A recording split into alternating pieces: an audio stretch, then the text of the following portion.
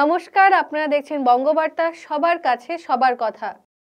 মুখ্যমন্ত্রী মমতা বন্দ্যোপাধ্যায় যখন নেতাজি ইন্ডোরে যোগ্য প্রার্থীদের পাশে দাঁড়িয়ে তাদের কাজ চালিয়ে যাওয়ার আশ্বাস দিচ্ছেন, সেদিনই নবান্ন সভাঘরের সামনে শরীর ও কর্মশিক্ষা এই দুই বিভাগের যোগ্য চাকরি প্রার্থীরা দ্রুত নিয়োগের দাবি তুললেন।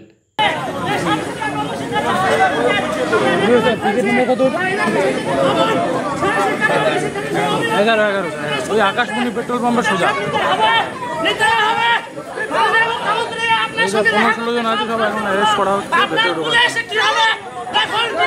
আপনাকে স্যার দিয়েছি, ভিডিও দিয়েছি। এই আন্দোলনকারীদের বক্তব্য, তাদের নিয়ে কোনো দুর্নীতির অভিযোগ না থাকলেও সুপ্রিম কোর্টে মামলা ঝুলে থাকায় নিয়োগপত্র পাচ্ছেন না তারা। যদিও মঙ্গলবার এই সুপার নিউমারারি পদ নিয়ে সুপ্রিম কোর্টে শুনানি রয়েছে। মুখ্যমন্ত্রীর কাছে তাই আজ নবান্ন অভিযান করে এই আবেদন জানালো এসএসসির শরীর শিক্ষা ও কর্মশিক্ষা যুব ছাত্র অধিকার মঞ্চ। যদিও নবান্নের কিছুটা আগেই পুলিশ তাদের আটকে দেয়।